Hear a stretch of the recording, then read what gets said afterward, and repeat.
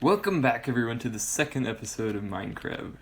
We have updated to RD132128, and as you can see, it has added the first mob to the game. These Steve characters right here, that run around randomly and look crazy with this animation. The plan for this episode is to create a farm, quote unquote, to get all the Steves into a single location. You can't interact with them if I'm clicking. Alright, progress update. I've begun construction of the funnel. You can see it's going down into the ground right now, nothing above the surface. But I have these concentric rings that are like steps, and each one is too high so that the Steve can't jump back up. So randomly they start falling down here, bringing themselves into the middle. And then in the center I have a different design. This is a diagonal design. I'm not sure if this one's quicker or the stairs are quicker, so I'll be testing with that.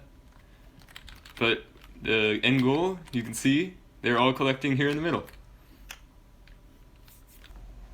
Okay, I have finished the farm. So you can see I've built it up past ground level now. It has all these stairs going up. I've decided to stick with the same design.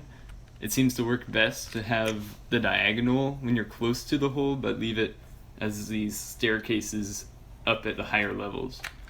But one thing I am going to do is I'm going to give an opportunity for the Steves to escape, which seems weird, but what I'm going to do is allow them to enter from the outside too, into the farm.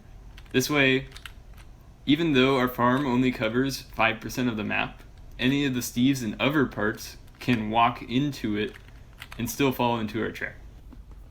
The farm has been upgraded, the wall is now removed, so I will go into the hopper and we will see we have more Steves than we did before. I've tested, it increased the amount, and this was the goal for the episode. Now I gotta go into the mosh pit. Wow, they're all over me. So that's great. Stay tuned for the next episode because we will have even more Steves in a mosh pit. You'll see why.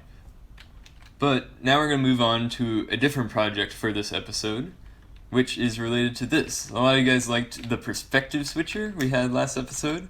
It starts as blue, and then I'll move over, and it turns the crab. But this is only 2 perspectives, and I think we can do better than that. About halfway complete with the mystery project now, and I thought it'd be a good time to show you some weird quirks in the building system in this version. So, if I break and place at the same time, you can see I was able to place and break in the same tick. So you have to be really precise with the click, but you can break a block and place on it. Place on a broken block. It's weird. You would think that would be impossible. And because of that quirk, I can pillar up like this, if I can get it right. Oh, there's one. Oh, nope. Let me try again. There we go.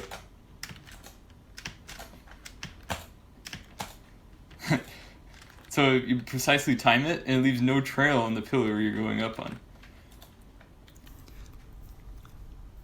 I've jumped over to the most recent version of Minecraft, as recording this, which is 1.16.2 release candidate 2, and I'm going to show that there's still that vestige of the same bug in Minecraft. So, it's not the same as it used to be.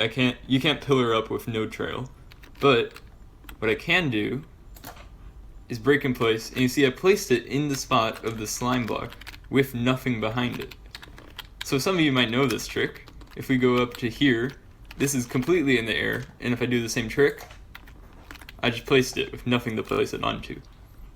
This can also be used to place something before a falling block has a chance to fall, so I can go, and now the anvil is on a different block.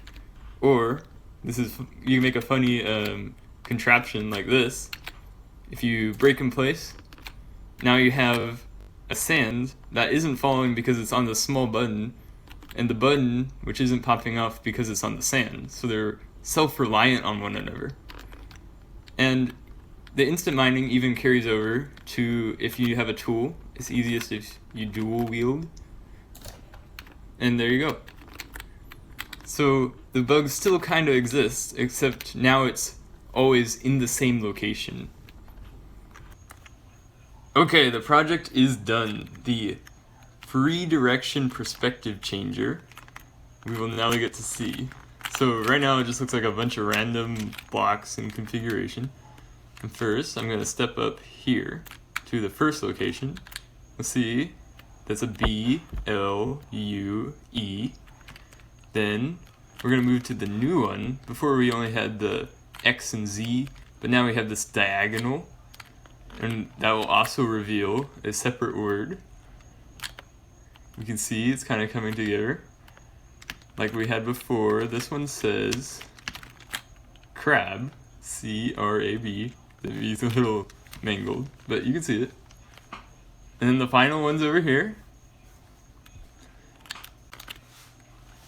And you can see it says rules.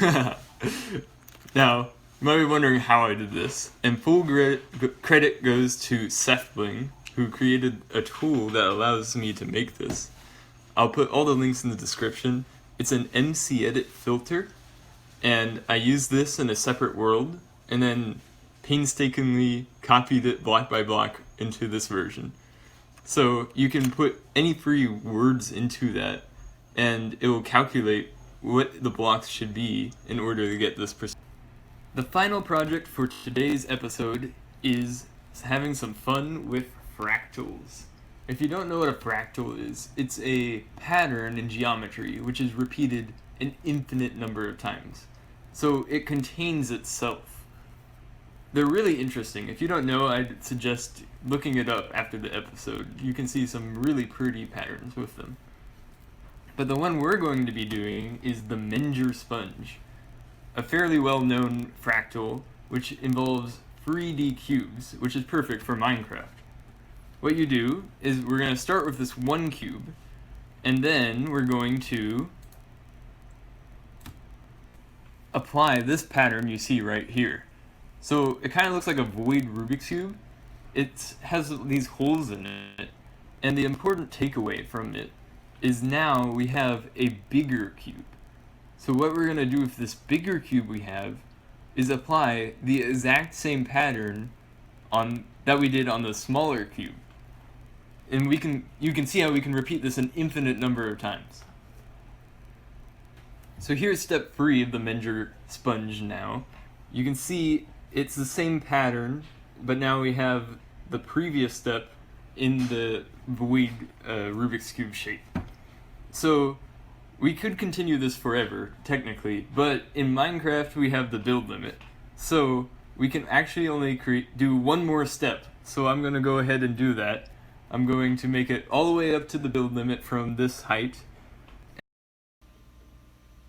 Lots of building later, and this is the final touches to the Menger sponge.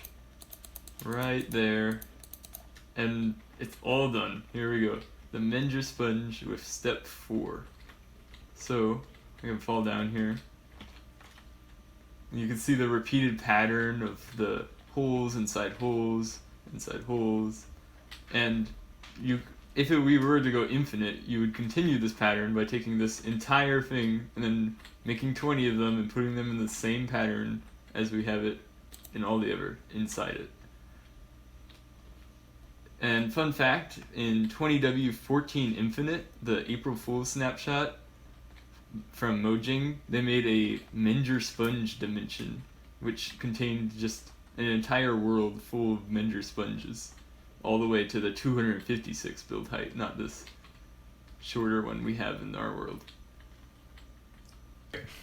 That's the end of the episode. I hope you guys enjoyed. Next episode we will be upgrading once again, which will give us some new blocks to work with, which will be lots of fun. So I hope you enjoyed. Bye.